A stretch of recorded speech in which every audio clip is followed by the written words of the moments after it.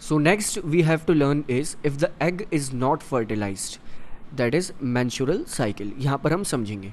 आपने देखा कि अगर एग फर्टिलाइज्ड हो जाता है तो किस तरह से यहाँ पर एक न्यू ऑर्गेनिज्म फॉर्म होने लगता है, दैट इज़ जाइगोट से एम्ब्रियो, एम्ब्रियो से एक न्यू ऑर्गेनिज्म। लेकिन बाई चांस अगर एग्स फर्टिलाइज नहीं होता तब क्या होता है, तो इसे बिल्कुल एक स्टार्टिंग की स्टेज से समझते हैं। लाइक हर 28 डेज में जो फीमेल ओवरी है वो एक एग रिलीज़ करती है, दैट इज़ इस फैलोपियन ट्यूब में वो एक एग रिलीज़ कर देती है। हर 28 डेज़ में वो एक एग रिलीज़ करती है, कोई भी एक ओवेरी यहाँ पर एक एग रिलीज़ करेगी इन एवरी 28 डेज़। अब फर्स्ट डे मान लेते हैं वो एग रिलीज़ हो गया। फर्स्ट डे अगर वो एग रिलीज़ हो गया तो अब एग रिलीज़ होने से पहले तो यहाँ पर जो इस यूटेरस की इनर वॉल्स हैं, लाइक ये वॉल्स हैं पूरी एक तरह से कुछ इस तरह से, ये थिक होने लगती हैं।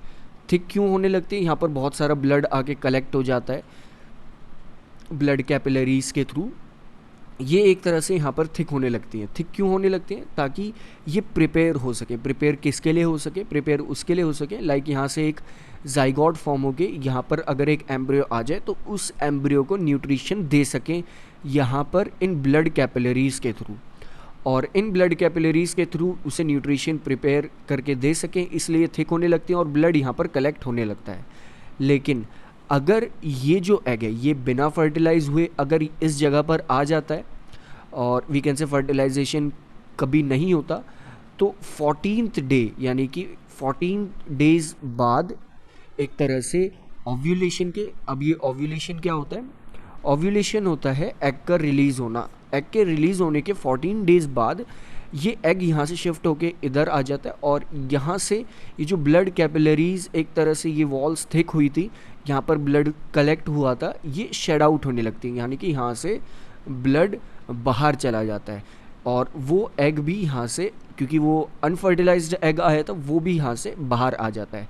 फिर दोबारा 28 डेज़ बाद दोबारा एक एग रिलीज़ होकर यहाँ पहुँचता है और ये प्रोसेस इसी तरह चलता रहता है।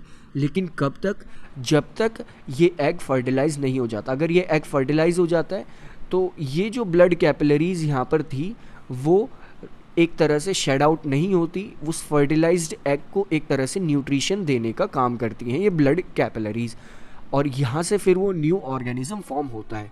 इट मीन्स जो ये मेंस्ट्रुअल साइकिल है वो 28 डेज़ का पूरा एक पीरियड होती है, और ये मेंस्ट्रुएशन का जो प्रोसेस है यानी कि ये जो ब्लड शेडिंग का प्रोसेस है ये कब स्टॉप होता है, ये एक तरह से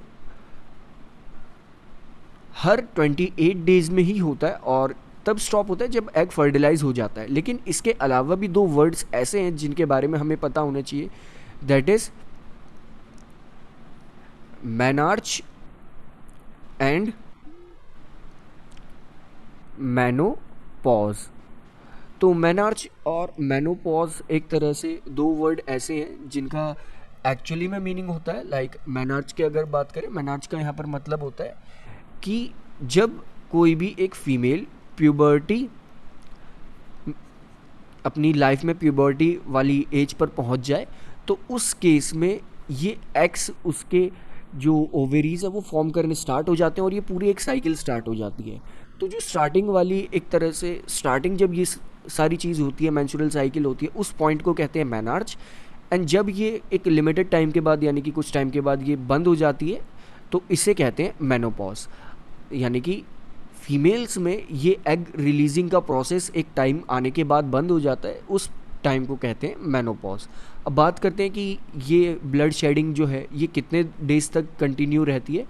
ये 3 to 4 और वी कैन से 5 डेज तक ये ब्लड शेडिंग कंटिन्यू रहती है, जब कभी भी एक एग यहाँ से बाहर आता है तब, दैट इज़ मेंस्ट्रुअल साइकिल में।